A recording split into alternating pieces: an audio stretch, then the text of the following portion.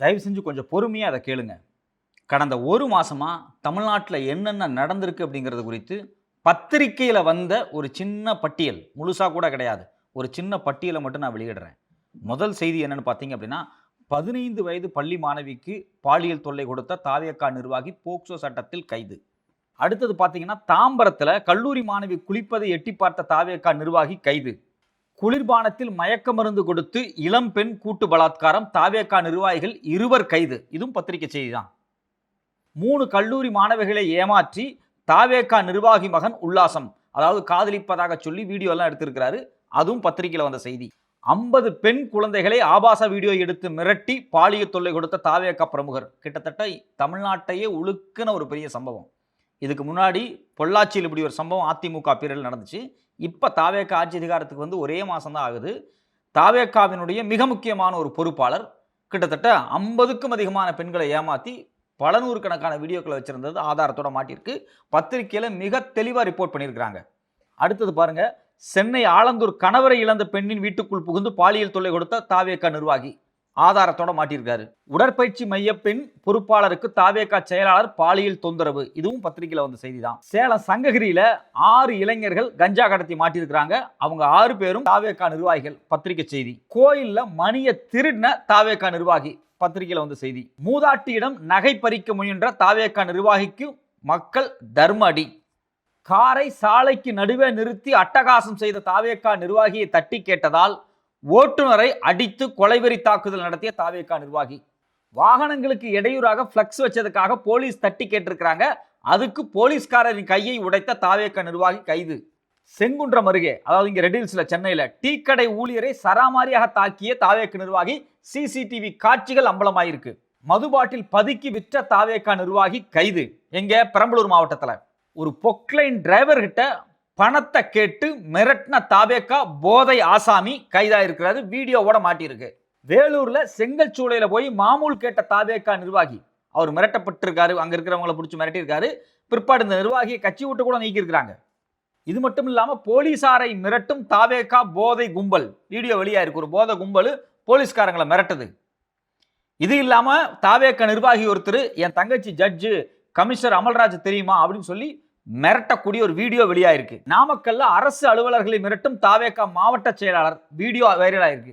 முதலீடு செஞ்சா அதிக லாபம் கிடைக்கும் அப்படின்னு சொல்லி மக்களை ஏமாத்தி 20 கோடி மோசடி செஞ்ச தாவேகா நிர்வாகி கைது. தூத்துக்குடியில ஆன்லைன் லாட்டரி டிக்கெட் விற்ற தாவேகா நிர்வாகி ராம்குமார் கைது. மதுரையில சோழவந்தான் அருவே வாடிப்பட்டியில வந்து அரசு பேருந்து ஓட்டுநரை பட்டாக்கத்தியால் வெட்டிய தாவேகா நிர்வாகி கைது. அரிசி கடையை தும்சம் செய்த தாவேகா பெண் நிர்வாகி கைது. சென்னை காசிமேட்ல 10 வயது சிறுமிக்கு பாலியல் தொல்லை கொடுத்த தாவேகாவினுடைய மிக முக்கியமான நிர்வாகி பாம்பு தினேஷ், அவர் மேல வந்து போக்சோ வழக்கு போடப்பட்டிருக்கு. இது மட்டும் இல்லாம விழுப்புரத்துல நரசிங்கராயன்பேட்டையில 13 வயது சிறுமியை காதலிக்க சொல்லி மிரட்டின தாவேகா நிர்வாகி மேல வழக்கு போடப்பட்டிருக்கு. தூத்துக்குடி திருச்செந்தூர்ல 72 லட்சம் மோசடி செய்த தாவேகா நிர்வாகி ராஜா என்பவர் கைது. இதை விட ரொம்ப மோசமான விஷயம், சைதாப்பேட்டையில் இருக்கக்கூடிய நகர்ப்புற வாழ்விட மேம்பாட்டு வாரியத்தில் சாதி பார்த்து வீடுகள் ஒதுக்கப்பட்டது அப்படின்னு சொல்லி பத்திரிகையில பேட்டி கொடுத்து அங்க போராட்டம் நடத்திய ஒரு தலித் இளைஞரை தாவேகா நிர்வாகிகள் அடிச்சிருக்கிறாங்க. அவங்க மேல வழக்கு போடப்பட்டிருக்கு. தாவேகா நிர்வாகியை கொலை செய்யப்பட்டிருக்கிறார் சிவகங்கையில. ஏன் அப்படின்னா மது போதையில பார்ல நடந்த சண்டையில. நகை திருட்டு வழக்கில் தாவேகா நிர்வாகி கைது. இது இல்லாம கரூர் அருகே ஆசிரியையுடைய சொத்து ஆவணத்தை வாங்கி மோசடி செய்ததுடன் கொலை மிரட்டல் விடுத்த தாவேகா நிர்வாகி ராஜா கைது. இப்படி ஒரு மிகப்பெரிய பட்டியலே இருக்கு. இந்த பட்டியலை நான் இதோட நிறுத்திட்டேன்னு நினைக்காதீங்க. கடந்த ஒரு மாசத்துல தமிழ்நாட்டில் நடந்த மிக மோசமான பாலியல் சம்பவங்கள்ல பெரும்பாலும் நிறைய பேர் கைதானது தாவேகாவை சார்ந்த ஆட்கள். இது குறித்து ஆதாரத்தோடு பத்திரிகை செய்திகள் வெளிவந்திருக்கு. இதை விட மோசமான விஷயம் என்னன்னா, கடந்த 24 மணி நேரத்தில் சென்னையை சுத்தி மட்டும் கிட்டத்தட்ட 10 சம்பவங்கள் பதிவாயிருக்கு. போக்சோ சட்டங்கள், அதாவது குழந்தைகளை பாலியல் ரீதியாக சுரண்டிய நபர்களை கைதாயிருக்கிறாங்க. ரொம்ப அட்ராசிட்டி நடந்திருக்கு. இதனுடைய ஆதாரம் பத்திரிகை செய்தியாகவே நான் உங்களுக்கு கொடுக்குறேன். ஸோ இதிலிருந்து நமக்கு என்ன தெரிய வருது அப்படின்னா, கடந்த ஒரு மாசத்துல தமிழ்நாட்டில் சட்ட ஒழுங்கு என்ன ஆச்சு அப்படிங்கிற கேள்வி எழுந்திருக்கு. கிட்டத்தட்ட 16,000 வழக்கு பதியப்பட்டிருக்கு. 14 நாளில், லாஸ்ட் 14 டேஸில் 16,000 வழக்கு. எதுக்கு அப்படின்னா, மது அருந்திவிட்டு வாகனம் ஓட்டியவர்கள். ஸோ அப்போது இது ஒரு மாற்று சக்தி, விஜய் வந்தாருன்னா எல்லாமே சரியாயிடும், இதுக்கு முன்னாடி இருந்த அரசாங்கத்தால பெண்களுக்கு பாதுகாப்பு கொடுக்க முடியல, குழந்தைகளுக்கு பாதுகாப்பு கொடுக்க முடியல அப்படின்னு வாய்கிலேயே பேசினாங்க. இந்த ஆட்சி வந்ததுக்கு பிறகு இவ்வளவு குற்றங்கள் பதிவாயிருக்கு.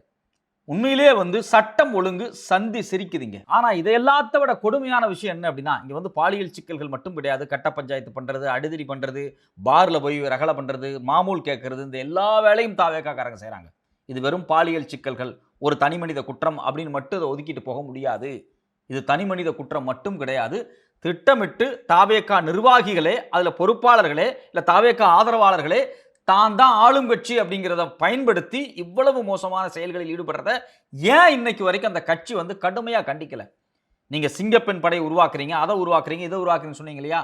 எதுக்கு உருவாக்குனீங்க? முதல்ல உங்க கட்சிக்காரங்களை இது போன்ற மோசமான சம்பவங்களை செய்ய விடாமல் தடுப்பது தான் உங்களுக்கு பிரைமரி வேலையா இருக்கணும். ஆனா உங்க கட்சிக்காரங்களே உங்களுடைய எந்த விதமான பேச்சையும் கேட்காம அத்துமீறி பல வேலைகளை செய்றாங்க. இதெல்லாம் ஒரு பக்கம் நடந்துகிட்டு இருக்கு. இதை விட பச்சை கொடுமையான வேலை என்ன நடக்குது அப்படின்னா, இந்த தாவேக்கா சைபர் விங்ல வேலை செய்யக்கூடிய, ஐடி விங்ல வேலை செய்யக்கூடிய ஆட்கள் இவங்க வீடியோ போடுறாங்க. குழந்தைகளை பாதுகாக்க வேண்டியது பெற்றோர்களுடைய பொறுப்பு தான் அப்படின்னு சொல்லி அதுக்கேற்ற மாதிரியான ஒரு நாடகம் எல்லாம் போட்டு பாருங்க, ஒரு குழந்தை தெருவில் ரொம்ப நேரமா விளையாண்டு இருக்கு, இப்படி இருந்தா இந்த குழந்தைக்கு ஆபத்து வராம என்ன ஆகும் அப்படின்னு சொல்லி ஒரு சோசியல் எத்திக்ஸா வீடியோ போடுற மாதிரி இந்த குற்றங்களை மறைக்கிற வேலையை நீங்க பண்றீங்க. இது போன்ற சில குற்றங்கள் கடந்த ஆட்சியிலும் நடந்திருக்கு. அந்த ஆட்சியில் நடக்கும்போது நீங்க உட்கார்ந்து வீடியோ போட்டு தமிழ்நாட்டில் பெண்களே வாழ முடியாது, குழந்தைகளே வாழ முடியாது, யாருக்குமே பாதுகாப்பு இல்லை அப்படின்னு நீங்க தினம் தினம் வீடியோ போட்டுக்கிட்டு இருந்தீங்க. ஆனா இன்னைக்கு நீங்க என்ன பண்றீங்க அப்படின்னா, இதை நார்மலைஸ் பண்றீங்க. இது சமூக பிரச்சனை, இது லா அண்ட் ஆர்டர் பிரச்சனை இல்லை அப்படிங்கிறீங்க.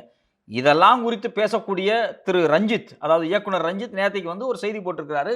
சமூகம் எவ்வளவு மோசமான சூழல் நோக்கி நகர்ந்துட்டு இருக்கு அப்படின்னு எல்லாம் பேசுறாரு.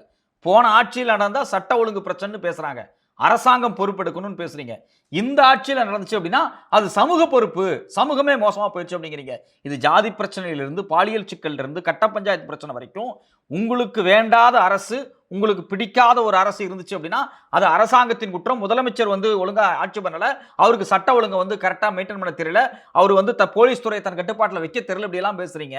ஆனா ஆட்சி மாறி உங்களுக்கு பிடிச்ச விஜய் ஆட்சியில் உட்கார்ந்த உடனேயே இது சமூக பிரச்சனை, சமூக பொறுப்பா நடந்துக்கணும். யாரோ ஒருத்தன் பாலியல் சிக்கல் பண்றதுக்காக முதலமைச்சர் அவங்க வீட்டில் போய் பாதுகாப்புல போயிருப்பாரா? எல்லா வீட்டுக்கும் போலீஸ் பாதுகாப்பு கொடுக்கணுமா? இப்படிப்பட்ட வியக்கானங்களை பேசக்கூடியவங்களை ரொம்ப அருவருப்பானவங்க.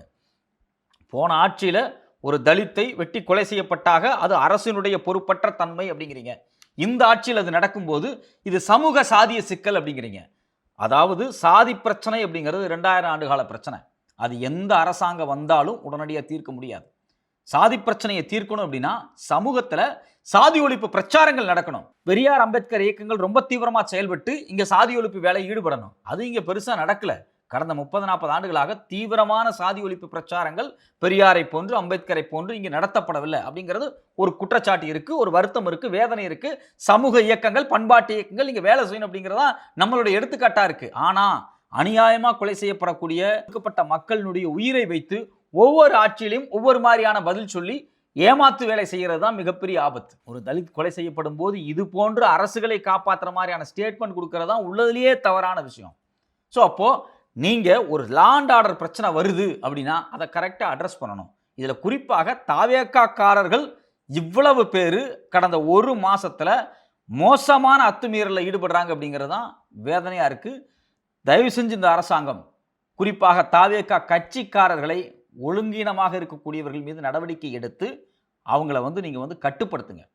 உங்க கட்சிக்காரர் அப்படிங்கிறதுக்காக லோக்கல்ல போய் போலீஸ்காரங்கள்ட்ட பஞ்சாயத்து பண்றது, போலீஸ்காரங்களை அடிக்கிறது, கோயிலுக்குள்ள பூந்து மணியை திருடுறது, இது மட்டும் இல்லாம செங்கல் சூளை நடத்துறவன், குவாரி நடத்துறவன்ட்ட போய் நீங்க மாமூல் கேட்கிற வேலையை நீங்க செய்றீங்க அப்படின்னா மாற்றம்னு சொல்லி தான் உங்களுக்கு ஓட்டு போட்டாங்க. ஓட்டு போட்ட மக்களுக்கு திரும்பியும் நீங்கள் ஒரு மிகப்பெரிய ஏமாற்றத்தை தான் கொடுக்கிறீர்கள்.